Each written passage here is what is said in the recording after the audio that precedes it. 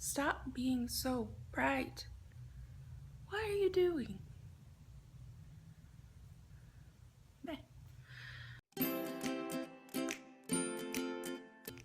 Hi everybody, my name is Rosalie. Welcome back to my channel, Back to Chubby. This week on Do It With Me Weight Loss, we will be meal prepping together again. And this week, I'm actually gonna try and cook several things. If you've been around for a while, then you know that I don't like to cook. The less cooking I have to do, the better. And if you haven't been around for a while, then welcome to my channel. But this week I do want to try and do several new recipes, one of which I'm kind of excited about because my husband picked it. And I've mentioned before that my husband and I are doing this together, but up until now I've been sort of taking charge on it all. Like, I've been deciding what we're gonna eat, and I've been doing all the meal prepping and everything. And this week my husband found a recipe he wanted to try, and he came up with the idea for one whole meal. So we are going to try that recipe, and not only did he come up with the recipe, but he also did part of the cooking. He smoked the chicken for it, so great. I am all for it. Because we're going to be doing some recipes this week, there's something I wanted to show you guys on MyFitnessPal that a lot of people probably don't know about. It's actually a tool where you can put in a recipe you want, and it will calculate everything for you based on the serving sizes. Not only that, you don't even have to put in the recipe, you just tell it where the recipe is. So I'm going to show you that here real quick. So the first thing you want to do is find a recipe that you want to use.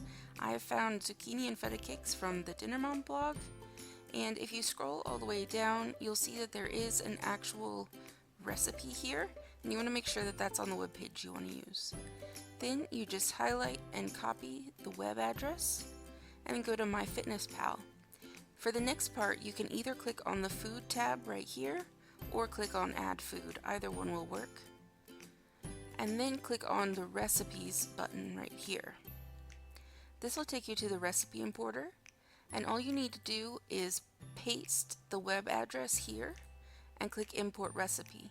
You can see that it has the right number of servings, and you can compare the ingredient list here and here to see that everything is right. Then click match ingredients. Once you've done that, you'll see that this is 100% matched ingredients. What that means is that it found just generic ingredients that matched the recipe's specifications. If you wanted to, for example, use a specific brand of feta cheese, you could go to replace and find the right brand, or you could edit the amount that you put in the recipe, but then you just go ahead and save it. And now you can see that it's saved here.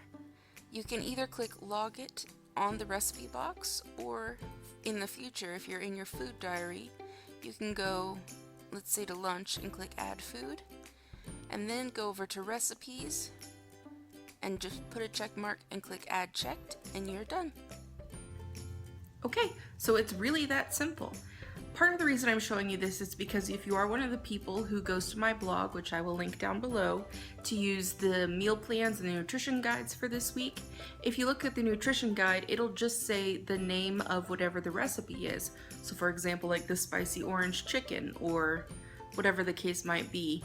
But all of the nutrition is calculated there for you. It's not broken down by ingredient.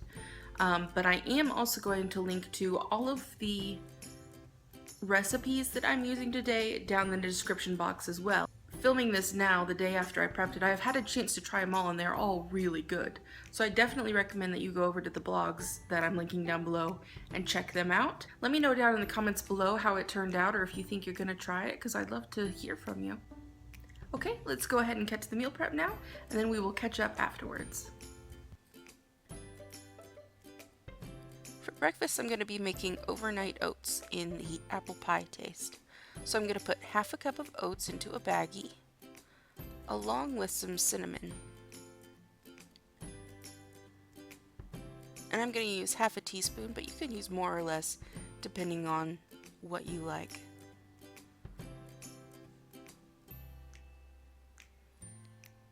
Then I'm just going to go ahead and seal the baggie up and set it to the side for now. And in another container, I'm going to mix a 1/4 cup of plain Greek yogurt, or you can use vanilla, a 1/4 cup of unsweetened applesauce, and a 1/4 cup of vanilla almond or soy milk. You can use either one. Then I'm going to go ahead and stir that up really well and put a lid on it. And then you'll store these together in the fridge, and when you're ready to eat them, or the night before rather, you're going to eat them when you go to bed, go ahead and mix them together. You'll want to make sure that they're mixed up really well when you put them in the fridge, because the oats are going to soak up all of the liquid that you've put in the container. And in the next morning you can just grab them and eat them cold out of the fridge, or you can heat them up. If you heat them up, I recommend adding a little bit more of almond or soy milk just to make them less dry.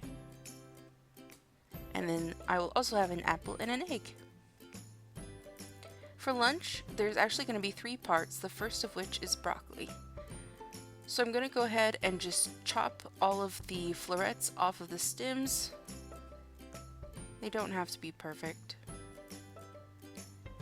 And then in a pan, add a little bit of olive oil and some garlic.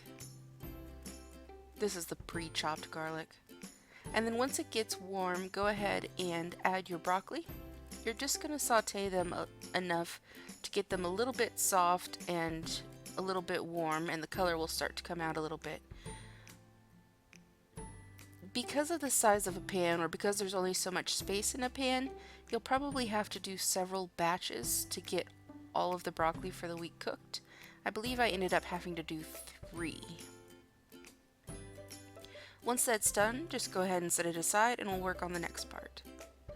We're also going to make fried cauliflower rice.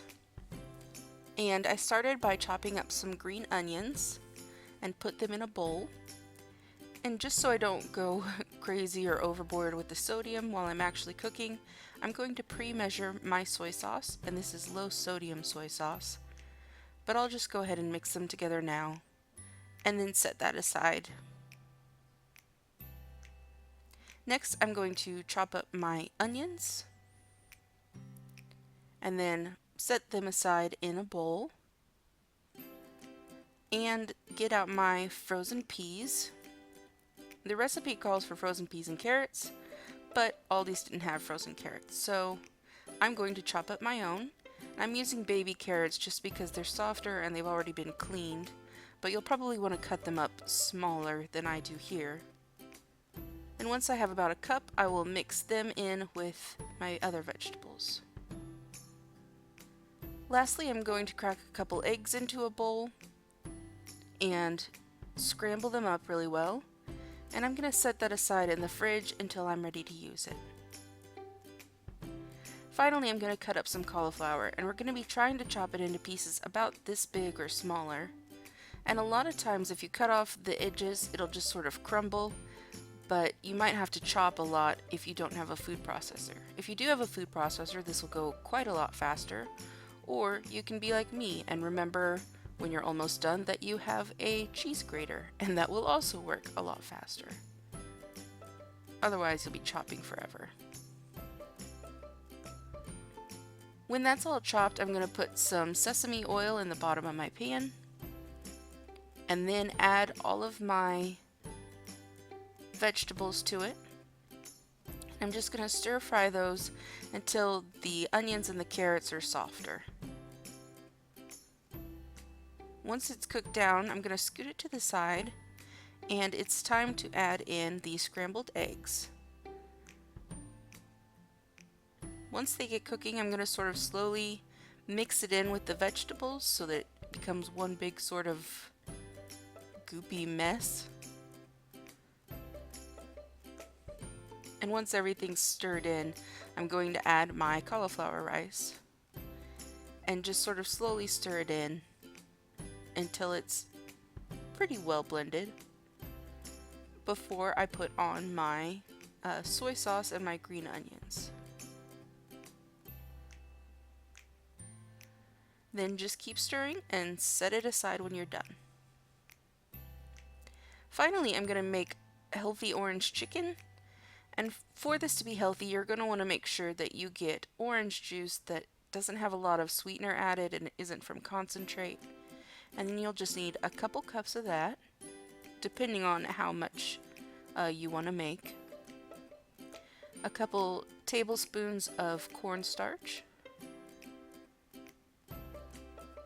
some low sodium soy sauce, some cayenne pepper to give it a little bit of spice, and some honey.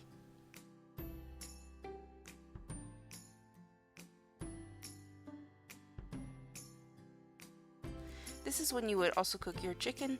My husband already cooked ours on the smoker, which is why it looks kind of dark on the sides.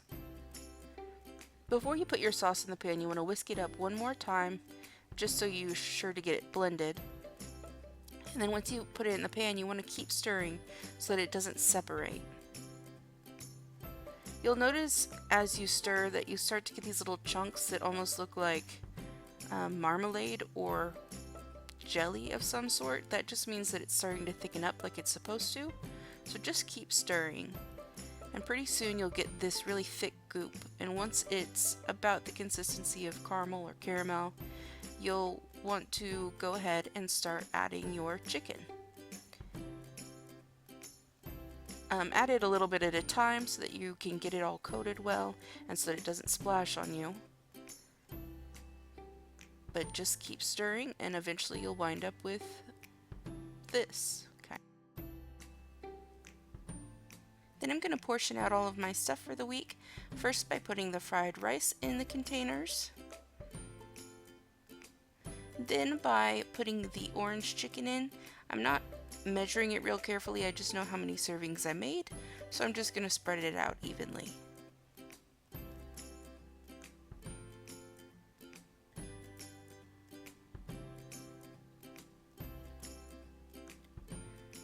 Finally, I'm going to go ahead and put my broccoli in. And then once that's done, you'll be done with lunch for the week. For dinner, I'm going to use a couple cups of quinoa and then 1 3/4 cups of water to each cup of quinoa. Put it on the stove and bring it to a boil. And once it's boiling, go ahead and put a lid on and turn the heat to low and let it cook for 15 minutes. While that's cooking, I'm going to go ahead and chop up all of my mushrooms, and by the time you're done, it should be about ready. I'm going to give it a quick stir and make sure all the water's absorbed, and once I know that it is, I'm going to put the lid on and set it aside off of the burner and let it sit for like 5 or 6 minutes. While that's sitting, I'm going to saute my mushrooms with some garlic and olive oil. And just like the broccoli, because there's so many mushrooms, you might have to do it in batches, but it still shouldn't take very long. Once you've got your mushrooms ready, go ahead and pull them off of the heat and then mix them in with your quinoa. I just did it all in one pot. Next, I'm going to lay out some pork chops and sprinkle them with some Mrs. Dash, which is a sodium and calorie-free seasoning. And then I'm going to bake them for 25 minutes at 400 degrees. Then it's time to put everything in the containers, starting with the quinoa. And then I'll just sort of scoot it to the side and put some spinach in each container. I'm not really going to do anything with it now, but when you cook it in the microwave, it'll sort of steam itself. And then I'm adding cut up pork chops to the containers, so each container has about 3 or 4 ounces of protein. For snacks, I just went ahead and chopped up some celery, and I have leftover carrots from the stir fry, so I'm going to go ahead and throw those in there so they don't go to waste. And then I'm going to divide up my hummus into these little cups and just put 1 cup in each baggie of vegetables.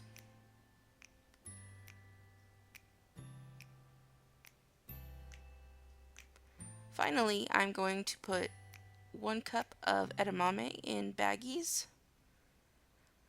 And this is frozen, but I'm just going to put a little bit of sea salt on it and then put it in the fridge and just sort of snack on it throughout the day. Aldi's didn't actually carry these, so I had to go to Walmart to get them, which was awful, but each bag had about 5 servings in it, so.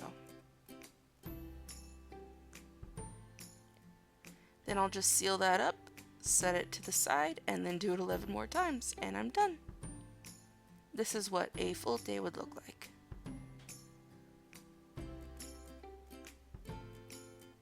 Alright, so this week there's more work than there usually is, in my opinion. It took longer than it usually does for me. The recipes were worth it, I think, worth the extra time and energy, but I don't think that I'm gonna do 2 big recipes like that again. And the recipes weren't even that big. Instead, I chose to do several recipes per meal. I think I'm gonna try and keep it simple through most of the day and like just do a recipe for dinner or just do one for lunch, something like that in the future. But I hope you guys found this helpful, and also hopefully helpful. I'm going to link to all the containers I used in this video. I've had several people in the comments ask me what meal prep containers I use, so I'm putting links to their Amazon pages down below in the description box. So if you want to head over there and take a look at them. What is happening? If you want to head over there and take a look at them, that'd be great. There's also other options, like for example those round clear containers I use, those come in 2 cups. You can also get 1 cup containers, so they're better for like some snacks and things. And the black containers I use the big 1 compartment ones because those are fine for me, but they also have some that are divided into 2 or 3 compartments if you want to keep your food separate or use those for portion control, things like that.